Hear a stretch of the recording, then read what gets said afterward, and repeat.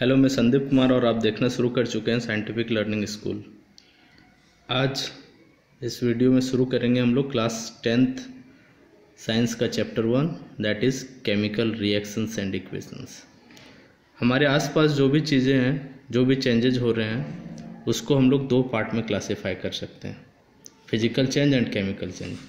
Physical change वैसे changes को बोलते हैं जिसमें सब्सटेंस का फिजिकल अपीयरेंस सिर्फ चेंज होता है, उसके बेसिक कंपोजिशन में कोई चेंज नहीं होता है। केमिकल चेंजेस वैसे चेंजेस जिसमें न्यू सब्सटेंस फॉर्म करता है, जिसका प्रॉपर्टीज़ और कंपोजिशन पूरी तरह से डिफरेंट रहता है ओरिजिनल सब्सटेंस। अब दोनों का एग्जांपल्स देखेंगे। Physical changes, melting of ice. Ice melt कर रहा है, हीट करने से, कूल डाउन करने से फिर से आइस बन जाएगा। Boiling of water, dissolving of sugar in water, tearing of newspaper. वहीं केमिकल चेंजेस का एग्जांपल है burning of paper, growing of plant, digestion of food, ripening of fruit. ये केमिकल चेंजेस इरिवर्सिबल चेंजेस होता है, मतलब वापस वो नहीं आ सकता है। प्लांट ग्रो कर गया तो वापस से छोटा नहीं होगा। केमिकल चेंजेस को हम लोग केमिकल रिएक्शंस भी बोल सकते हैं, जिसको डिफाइन किया जा सकता है कि उस प्रोसेस, जिस प्रोसेस में एक या एक से अधिक सब्सटेंस अल्टर करे अपना प्रॉपर्टीज़ को और एक या एक से अधिक न्यू सब्सटेंस फॉर्म करे, या दूसरे वर्ड्स में हम लोग बोल सकते हैं a chemical reaction is a chemical change involving the rearrangement of atoms. Atoms का रीअरेंजमेंट होता है केमिकल रिएक्शंस में। इसके दो पार्ट्स हैं, एक रिएक्टेंट और दूसरा प्रोडक्ट। रिएक्टेंट क्या है? जो रिएक्शन में पार्टिसिपेट करे, जो रिएक्शन में पार्ट ले, उसको हम लोग रिएक्टेंट्स बोलते हैं। और प्रोडक्ट क्या है? रिएक्शन होने के बाद जो नया सब्सटेंस फॉर्म करे उसे हम लोग प्रोडक्ट बोलते हैं। जैसे for example carbon combines with oxygen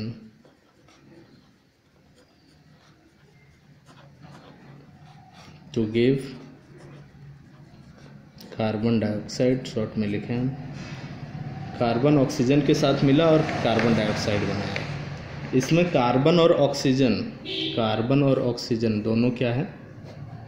reactants हैं, दोनों ही रिएक्टेंट्स।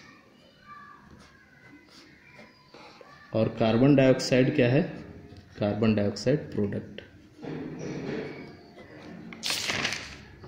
आगे हम लोग जो भी केमिकल रिएक्शंस है उसके कैरेक्टरिस्टिक्स को देखेंगे। जितने भी केमिकल रिएक्शंस होते हैं उसका क्या क्या कैरेक्टरिस्टिक्स है, उसको 5 पॉइंट्स में यहाँ पर दिखाया गया है। पहला है कि फिजिकल स्टेट में चेंज होता है।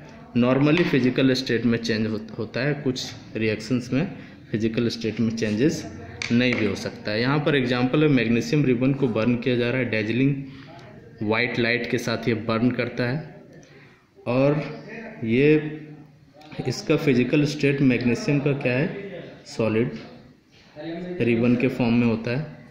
और ये बर्न करता है तो यहाँ पर ऑक्सीजन खुद ब खुद आ जाता है, क्योंकि ऐसा रिएक्शन जिस फायर के साथ जो हो, कंबसन रिएक्शन, पिछले चैप्टर्स में, पिछले क्लासेस में आप लोग पढ़े होंगे, और ये मिल के एक पाउडर फॉर्म करता है जिसको हम लोग मैग्नीशियम ऑक्साइड कहते हैं। ये पाउडर फॉर्म में, तो फिजिकल स्टेट में चेंजेस हुआ। दूसरा example, hydrogen and oxygen gives water. Hydrogen gases state में होता है, ऑक्सीजन गैसेस स्टेट में होता है, और दोनों कंबाइन होकर वाटर जो फॉर्म करता है वो लिक्विड स्टेट में होता है। Next one is change of colour. Colour changes यहाँ पर टेस्ट ट्यूब में लिया गया है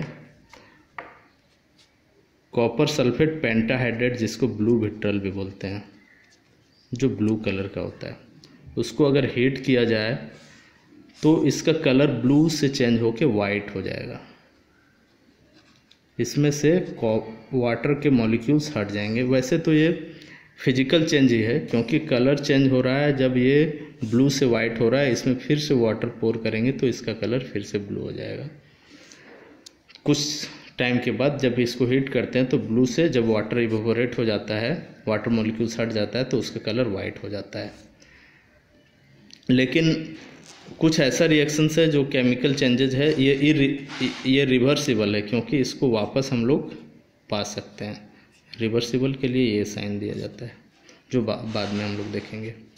यहाँ पर नाइट्रिक ऑक्साइड और ऑक्सीजन कंबाइन हो रहा है, दोनों ही कलरलेस है। जो फॉर्म करता है नाइट्रोजन डाइऑक्साइड, इसका कलर होता है ब्राउन कलर। तो कलर चेंजेस हम लोग देखें। Next one is formation of precipitate. Precipitate क्या होता है?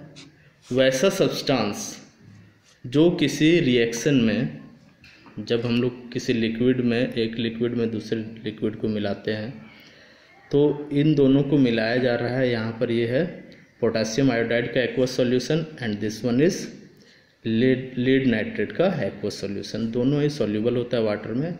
इसका कलर थोड़ा मिल्की होता है और ये वाटर में डिसअपियर कर जाता है, जो दोनों ही सॉल्ट है।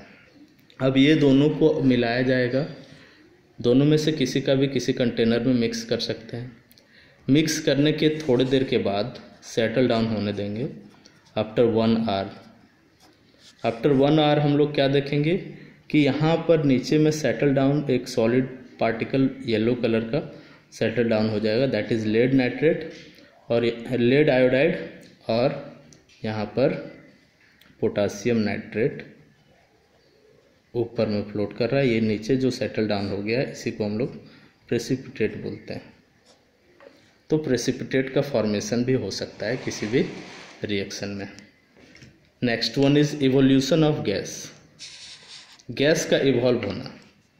जब भी हम लोग डाइल्यूट्स हाइड्रोक्लोरिक एसिड में जिंक ग्रेनुअल को मिलाएंगे, metals and non metals class 8 में आप लोग पढ़ चुके हैं, तो यहाँ क्या होगा, एक गैस प्रोड्यूस होगा। यहाँ पर गैस प्रोड्यूस होगा जो हाइड्रोजन गैस है। कैसे डिटेक्ट करते हैं? बर्निंग मैचस्टिक स्प्लिंटर को लाते हैं तो पॉप साउंड प्रोड्यूस करता है। तो गैस का इवोल्यूशन भी होता है बहुत सारे रिएक्शंस में। Next and last one is change in temperature. Temperature का चेंजेज होना। इसी एग्जाम्पल को हम लोग फिर से देख सकते हैं। जब इस टेस्ट ट्यूब को होल्ड करेंगे तो यहाँ पर अगर इसको टच करके देखेंगे तो हम लोग को वार्म फील होगा। वार्म फील इसलिए होगा क्योंकि यहाँ पर रिएक्शंस के कारण ये गर्म हो चुका है, एक्सोथर्मिक रिएक्शन, एंडोथर्मिक रिएक्शन, जो आगे पढ़ेंगे हम लोग। और दूसरा एग्जांपल है sublimation of dry ice. Dry ice क्या है? Solid carbon dioxide.